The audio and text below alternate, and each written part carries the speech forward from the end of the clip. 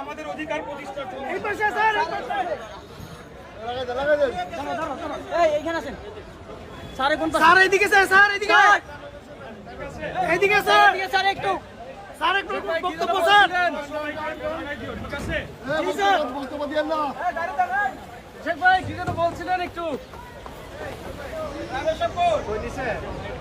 আরে বেশি মারেন না, লেখালেখি করেন কেন?